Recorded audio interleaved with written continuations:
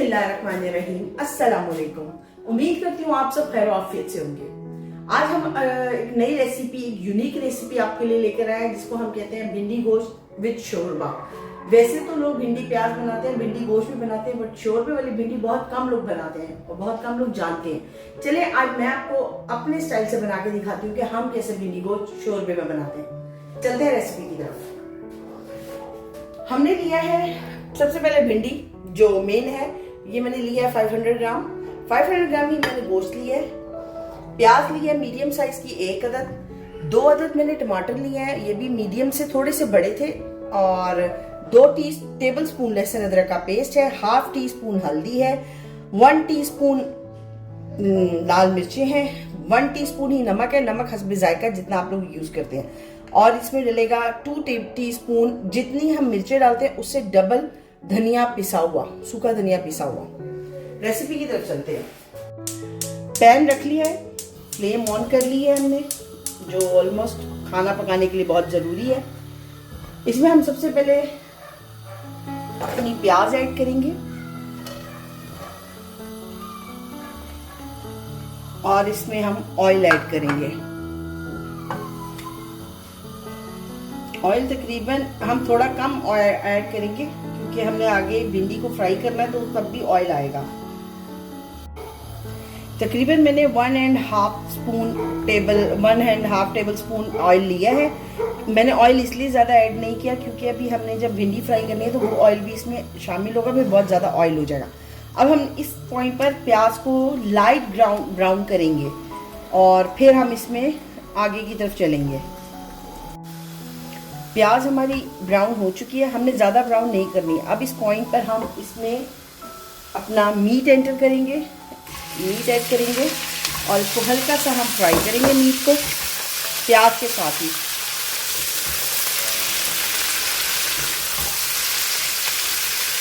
Meet थोड़ा white से colour का हो जाएगा ना, तो फिर हम इसमें थोड़ा सा नमक ऐड करेंगे और साथ लहसुन अदरक का पेस्ट।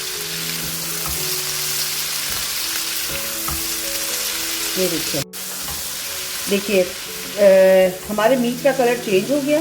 इस पॉइंट पे हम इसमें लहसुन अदरक का पेस्ट ऐड करेंगे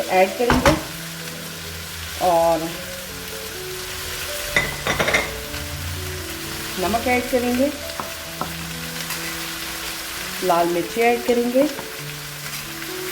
पिसा धनिया और हल्दी, और इसको हम घुमा लेंगे, फिर फ्राई कर लेंगे, मिक्स कर लेंगे अच्छी तरह मसाले को। मसाला हमारा देखिए बिल्कुल बहुत अच्छा सा भुन गया है।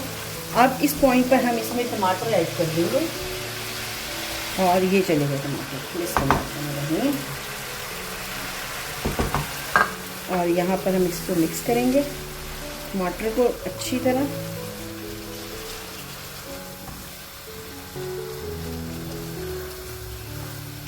और इसको मिक्स करने के बाद इसमें हम तकरीबन आधा ग्लास पानी का ऐड कर देंगे ताकि हमारा गोश्त के साथ साथ टेंडर हो जाए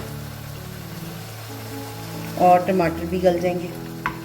ठीक है,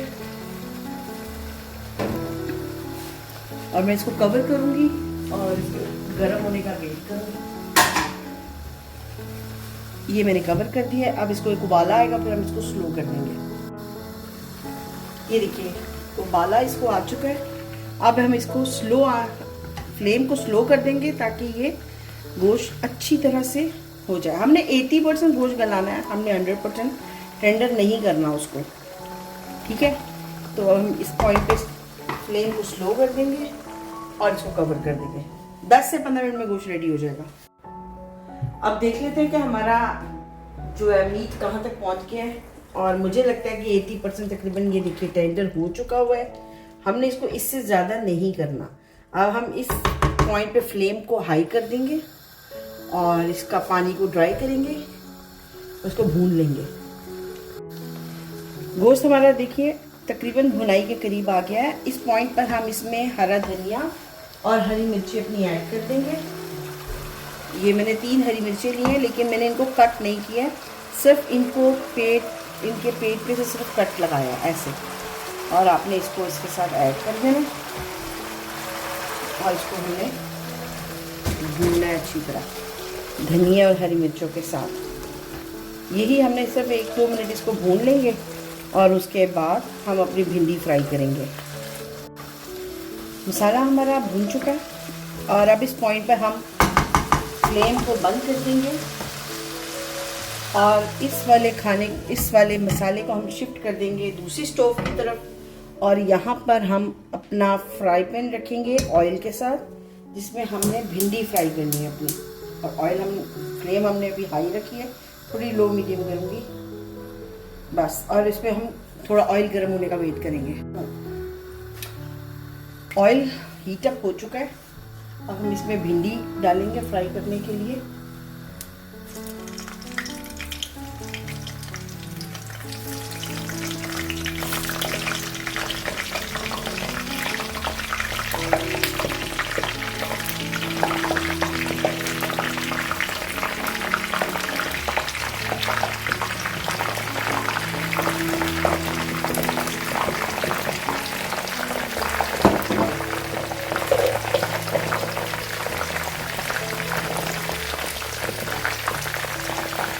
ओके, हम भिंडी को अच्छा फ्राई करेंगे और जैसे यहाँ से फ्राई होगी और इसे हम खाने के सालन के अंदर शिफ्ट करते चले जाएंगे। जो हमने गोल गोल भुना है ना, उसके अंदर हम इसको शिफ्ट करते चले जाएंगे।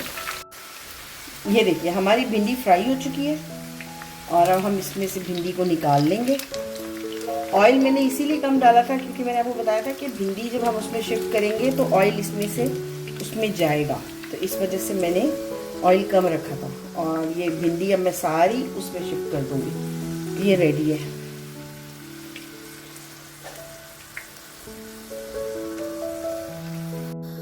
ये हमने सारी भिंडी निकाल ली है। अब हम यहाँ पे फ्लेम को ऑफ करेंगे ताकि हम ऑयल को हटा सकें।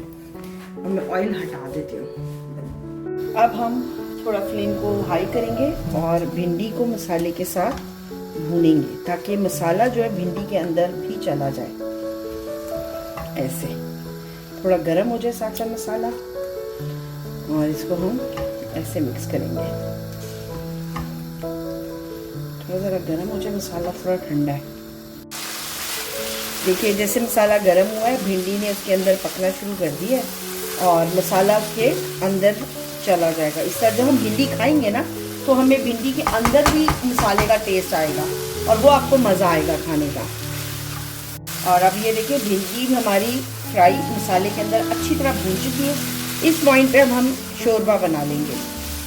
ठीक है, तो शोरबे के मैं पानी डालूंगी, चम्मच पे डालेंगे ताकि सारा मसाला उतर जाए। और चेक करेंगे कि कितना बना है।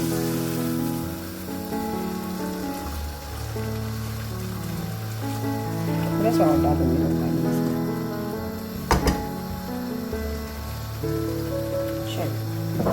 शोरबा बन चुका है। शोरबे को देखिए उबाला आ चुका है। और ये कि आप, उम्मीद करती हूँ आपको मेरी ये रेसिपी पसंद आएगी और आप हमें अपने कमेंट्स में ज़रूर बताइएगा कि आपको हमारी रेसिपीज कैसी लगती हैं। मेरे कहने पे आप लोग इसको ज़रूर ट्राई करिएगा। और ये कि हमारे चैनल को सब्सक्राइब कर दें, बेल आइकन को प्रेस कर दें ताकि हमारी आने वाली हर रेसिपी आप तक पहुंच सके।